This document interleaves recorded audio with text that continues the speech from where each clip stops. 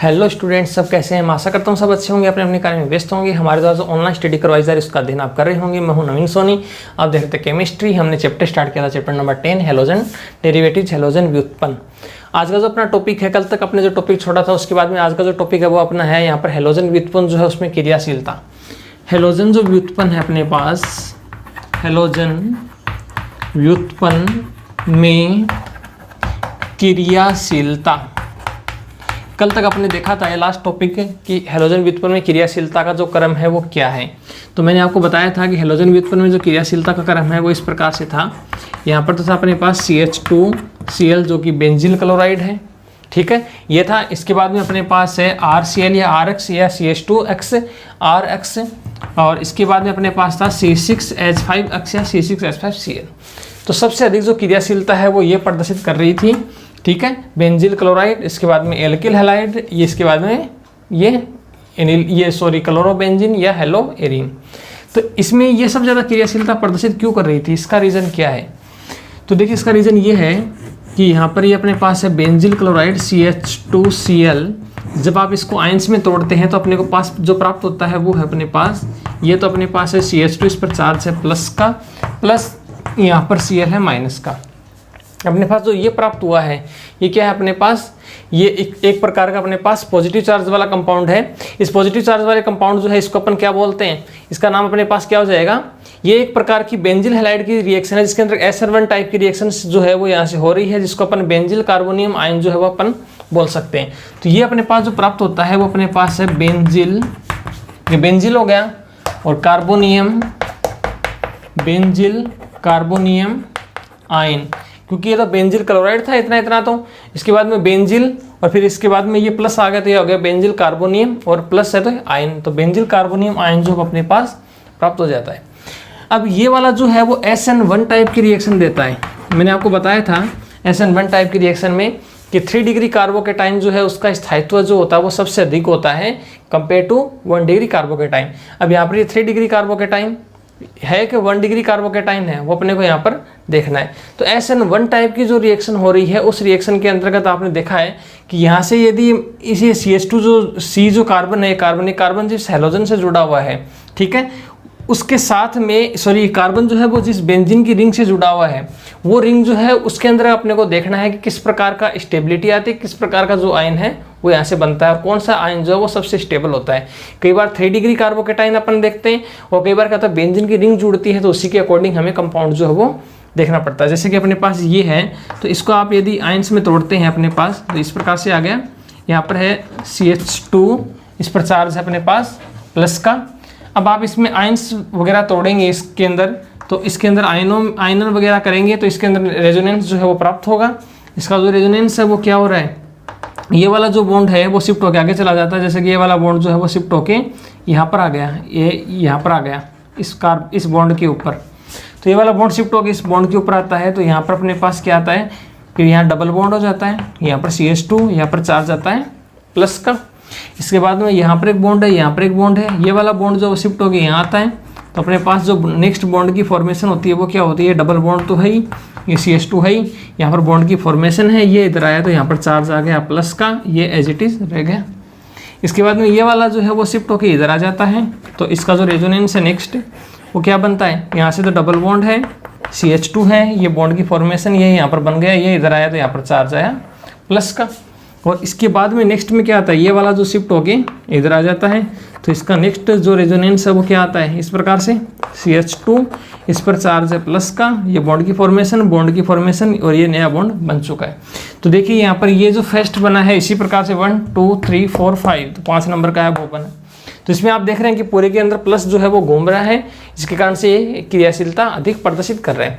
तो इस प्रकार से क्या हो गया कि ये कार्बोकेटाइन जो अपने पास बना है, जिसको अपन बेंजील कार्बोनियम आयन बोलते हैं, इसका स्थायित्व जो होता है वो इसकी और इसकी बजाय अधिक होता है, इसकी और इसकी बजाय अधिक होता है, क्योंकि ये डायरेक्ट बेंजीन की रिंग से जुड़ा हुआ है, ठीक है। बेंजीन की रिंग से जुड़े होने के कारण इसमें क्या होता है, ortho and para directing group है, पूरी की पूरी जो वलय है इसके अंदर माइनस घूमता है, ठीक है। एक ये हो गया। इसके अंदर आपको पता है इंडक्टिव इफेक्ट पड़ता है, ओनली इंडक्टिव इफेक्ट है, इसमें रेजोनेंस नहीं है, ठीक है। तो ये हो गया, तो रेजोनेंस नहीं है, इसमें रेजोनेंस है, इसमें भी रेजोनेंस है, लेकिन इसमें कार्बोकेटाइन जो है वो स्थायी ज़्यादा हो रहा है, क्योंकि इस प्रकार का जो एरिनियम आयन, ये जो बेंजिल कार्बोनिक कंपाउंड अपने को प्राप्त होता है, इसमें स्थायित्व जो होता है वो सबसे अधिक होता है। क्योंकि यहाँ पर क्या होता है, आयन जो होता है वो अनुनाद के कारण क्या होता है, बिल्कुल से स्थायी जो कंपाउंड है वो यहाँ से बन जाता है, न कि इसके अंदर। क्योंकि अपने पास जो ये क्लोरोबेंजीन लेते हैं तो इसके अंदर पूरे में माइनस घूमता है, जबकि बेंजिल क्लोराइड लेते हैं पूरे में माइनस नहीं घूमता है। तो ये थोड़ा सा आपको ध्यान रखना है, बेंजिल कार्बोनियम आयन जो बनता है इसलिए इसका स्थायित्व जो होता है वो अधिक होता है। ये जो छोटा सा टॉपिक था अपना वो था हैलोजन व्युत्पन्न में क्रियाशीलता। हैलोजन व्युत्पन्न में जो क्रियाशीलता है वो कैसी होगी, क्रियाशीलता क्रम क्या होगा, किस प्रकार की अभिक्रिया देगा, SN1 टाइप की रिएक्शन ये शो करता है। SN1 टाइप की रिएक्शन में मैंने आपको बताया था कि एक कार्बोकेटाइन बनता है, कार्बोनाइन जो है उसका निर्माण होता है। अभिक्रिया जो होती है वो दो पदों में संपन्न होती है, और पहला जो पद होता है वो धीमी गति का होता है, दूसरा पद होता है वो तेज गति का होता है। ये मैंने आपको बता दिया था। इसके बाद में अभी का नया टॉपिक है वो अपने पास फ्रीऑन्स। ठीक है, अपने पास नया टॉपिक है फ्रीऑन्स। ये भी इंपॉर्टेंट टॉपिक है। फ्रीऑन क्या है, एग्जाम में पूछते हैं। फ्रीऑन के अंदर मेन आता है नोमेनक्लेचर। फ्रीऑन का 3-4 अपने को कंपाउंड दे देते हैं, उसमें पूछ लेते हैं कि इसका नाम बताइए, इसका नाम बताइए, इसका नाम बताइए। इस प्रकार से फ्रीऑन का नाम जो है अपने को ध्यान होना चाहिए। तो फ्रीऑन जो होता है वो क्या होता है कि फ्रीऑन के अंदर क्या होता है कि कार्बन जो है, इस कार्बन के साथ में फ्लोरीन और यदि क्लोरीन जुड़े हुए हैं, इस कार्बन के साथ में फ्लोरीन और क्लोरीन दोनों जुड़े हुए हैं, तो इसको संयुक्त रूप से क्या कहते हैं, फ्रीऑन कहते हैं। यानी एक कार्बन है, इस कार्बन पर फ्लोरीन होना चाहिए, क्लोरीन होना चाहिए, वैलेंसी जो है वो पूरी हो जानी चाहिए। कार्बन की 4 वैलेंसी होती है, तो 4 वैलेंसी पूरी हो जानी चाहिए। कैसे, यदि 2 जुड़ते हैं तो ये 2 हो जाते हैं, यदि ये 1 जुड़ता है तो ये 3 हो जाते हैं, यदि ये 3 जुड़ते हैं तो ये 1 हो जाता है। कैसे भी करो लेकिन कार्बन की वैलेंसी जो है वो पूरी होनी चाहिए। यानी कार्बन के क्लोरोफ्लोरो जो व्युत्पन्न होते हैं उसको फ्रीऑन कहा जाता है, उसको फ्रीऑन कहा जाता है। और जो फ्रीऑन है, इस फ्रीऑन का एक नाम और भी है, क्लोरोफ्लोरोकार्बन। क्लोरोफ्लोरोकार्बन को शॉर्ट में बोला जाता है CFC, क्लोरोफ्लोरोकार्बन। तो मैंने अभी आपको क्या बताया कि कार्बन जो है इसके ऊपर फ्लोरीन जुड़ा हुआ है, क्लोरीन जुड़ा हुआ है, तो इसको क्या बोलते हैं, क्लोरोफ्लोरोकार्बन बोलते हैं। यानी कार्बन की जो बाकी संयोजकता है, कार्बन की 4 संयोजकताओं पर यदि एक साइड में क्लोरीन जुड़ा हुआ है और एक फ्लोरीन जुड़ा हुआ है, तो इसको कार्बन के क्लोरोफ्लोरो जो व्युत्पन्न बन गए हैं उसको बोलते हैं फ्रीऑन। फ्रीऑन को बोला जाता है क्लोरोफ्लोरोकार्बन। क्लोरोफ्लोरोकार्बन को CFC के नाम से भी जाना जाता है। तो ये इसका छोटा सा इंट्रोडक्शन हो गया कि CFC या क्लोरोफ्लोरोकार्बन जो है वो क्या होता है। ठीक है, वेरी सिंपल। क्लोरोफ्लोरोकार्बन जो है CFC या फ्रीऑन्स अपने पास है, इसको आप CFC से भी याद कर सकते हैं, क्लोरोफ्लोरोकार्बन। ठीक है, अब ये जो है इसकी फॉर्मेशन कैसे होती है, फॉर्मेशन मेथड, बनाने की विधियाँ, फॉर्मेशन कैसे होती है, इसको बनाए हम कैसे जा सकता है, कैसे हम इसको प्रयोगशाला में या लेबोरेटरी में बना सकते हैं। तो इसके लिए अपने पास कार्बन टेट्राक्लोराइड चाहिए, CCl4 ये होता है। जैसे आपको क्लोरोफ्लोरो बनाना है, मतलब एक साइड में क्लोरीन भी हो सकता है तो फ्लोरीन भी होना चाहिए, क्लोरीन फ्लोरीन दोनों होने चाहिए। तो इसके लिए बेस्ट एग्जांपल है CCl4 जो है, इसकी रिएक्शन HF के साथ करते हैं SbCl5। ये आया हुआ है पहले भी, SbCl5 जो है इसकी उपस्थिति में ये रिएक्शन जो है वो की जाती है। तो SbCl5 की उपस्थिति में जब ये रिएक्शन करते हैं तो देखिए इसका जो F है वो इसकी जगह जुड़ जाता है, एक क्लोरीन इसके H के साथ रिएक्शन करके निकल जाता है।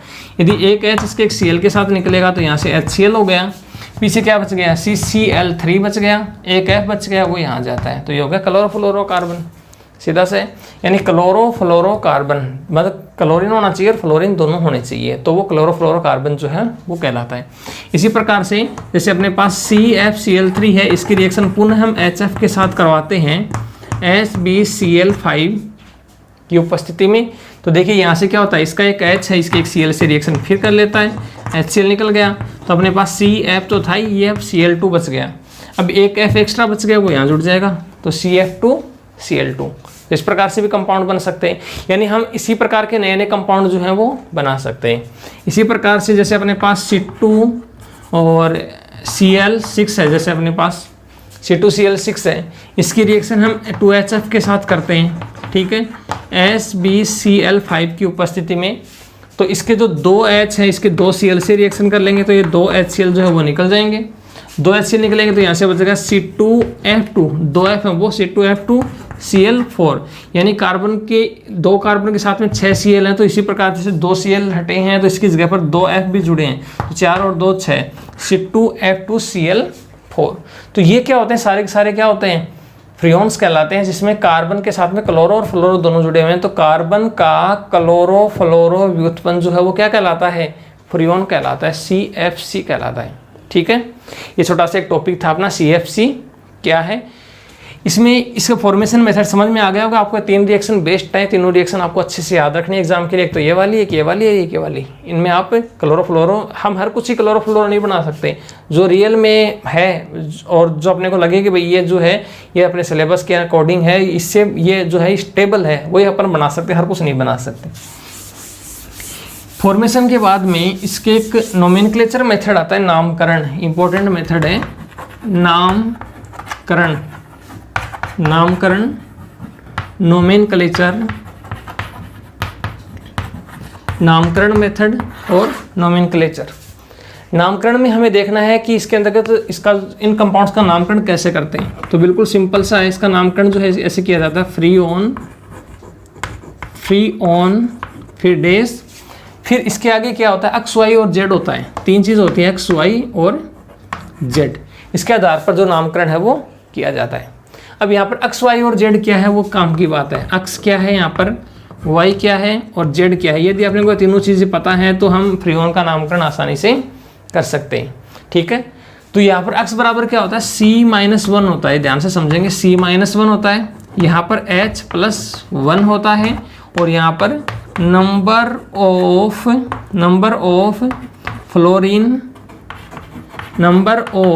Fluorine compound. ठीक है, फ्लोरीन कंपाउंड अपने पास क्या है, नंबर कितने फ्लोरीन कंपाउंड जो है वो अपने पास उपस्थित हैं। यानी C-1 का मतलब क्या हो गया, कार्बन जो है अपने पास, कार्बन में से एक कम, जो भी कार्बन अपने पास है उसमें से एक कम। ये अपने पास इसका क्या मतलब है, इसका मतलब अपने पास हाइड्रोजन जो भी है अपने पास, हाइड्रोजन से एक ज़्यादा।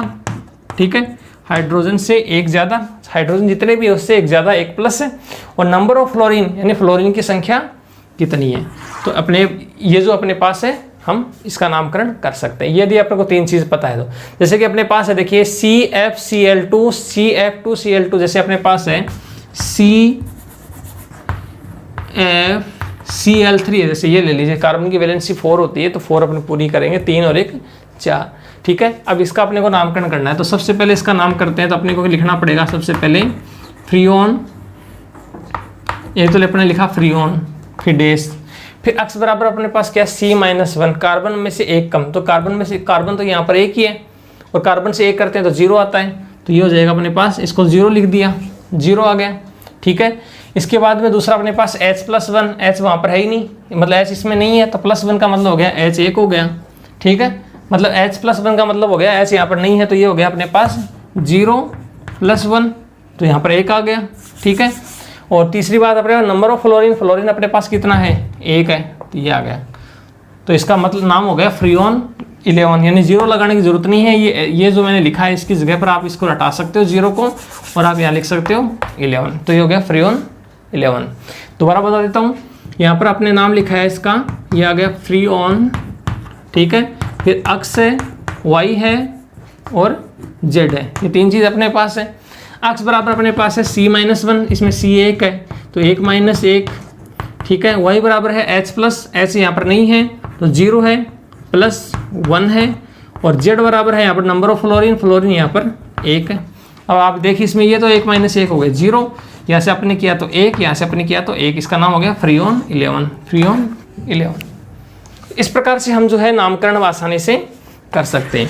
जैसे कि आपके पास है CF2Cl2, C अपने पास है CF2Cl2, तो CF2Cl2 का नाम करेंगे तो ये क्या हो जाएगा, फ्रियोन।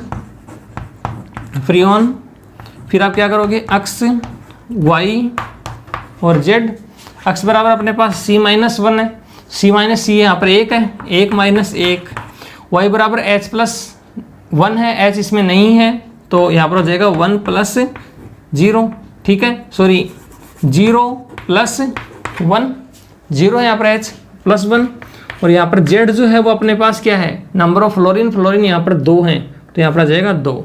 तो ये देखिए 0 हो गया, ये 1 हो गया, ये यहाँ पर हो गया 2, तो ये हो गया फ्रीऑन 12, तो इसका नाम हो जाएगा फ्रीऑन 12, ठीक है। तो इसका नाम हो गया अपने पास फ्रीऑन 12। तो इस प्रकार से फ्रीऑन जो है उसका नामकरण जो है वो आसानी से हम कर सकते हैं। जैसे अपने पास है C2FCl5, जैसे और करके देखते हैं, C2FCl5, C2FCl5, जैसे इसका नाम करना है आपको, तो इसका नाम हो जाएगा फ्रीऑन, फिर अक्स Y और Z, अक्स बराबर अपने पास क्या है, नंबर कार्बन अपने पास है उसमें से एक कम, तो यहाँ पर कार्बन 2 हैं, 2 - 1, ठीक है। Y बराबर है H बराबर 0, ठीक है, यहाँ पर H है नहीं इसके अंदर, 0 + 1, और Z बराबर अपने पास 1 है, तो ये 1 आ गया, तो यहाँ से 2 में से 1 गया तो 1 आया, ठीक है। 0 + 1, तो यहाँ पर 1 आया, यहाँ पर आया 1, तो इसका नाम क्या हो गया, फ्रीऑन 111, फ्रीऑन 111, ठीक है। तो इस प्रकार से हम इसका नामकरण जो है वो हम आसानी से कर सकते हैं। जैसे कि अपने पास है C2F2Cl4, जैसे अपन करते हैं C2F2Cl4, जैसे ये अपने पास कोई है, तो इसका नाम कैसे करेंगे, फ्रीऑन, फिर अक्स है, Y है और Z है। अक्स बराबर अपने पास क्या है, C यहाँ पर 2 हैं, 2 यहाँ पर 1 हो गया, 2 - 1, Y बराबर है H यहाँ पर 0, H बराबर तो है ही नहीं इसके अंदर, 0 + 1, Z बराबर नंबर ऑफ फ्लोरीन 2, 2 - 1 तो 1, यहाँ पर 1, यहाँ पर 2, ये हो गया फ्रीऑन 112, तो इसका नाम हो गया फ्रीऑन 112। तो इस प्रकार से अपन नामकरण जो है वो आसानी से कर सकते हैं। जैसे इसका नाम हो गया फ्रीऑन 112, तो इस प्रकार से नामकरण जो है वो आसानी से किए जाते हैं। एक और करा देता हूँ, जैसे कि नाम अपने पास C2F4Cl2, C2F4Cl2, जैसे ये है, तो इसमें आप नामकरण करेंगे तो क्या आएगा, फ्रीऑन, ये हो गया फ्रीऑन अक्स Y और Z, अक्स बराबर C - 1, C 2 है यहाँ पर, 2 - 1, ठीक है।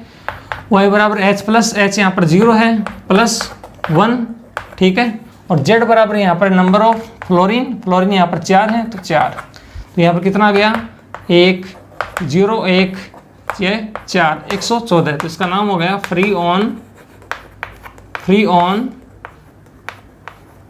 114, इसका नाम हो गया फ्रीऑन 114।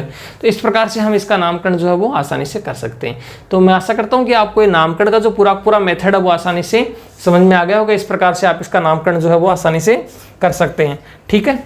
इसके बाद में नामकरण जो है, यहाँ से क्वेश्चन अराइज होता है एग्जाम के लिए, हमेशा बहुत बार पूछते हैं इसका नामकरण ये जो है इसका नाम बताइए, ये जो है इसका नाम बताइए, इसका नाम बताइए, जो भी आपको कंपाउंड दे दे उसका नाम बताइए।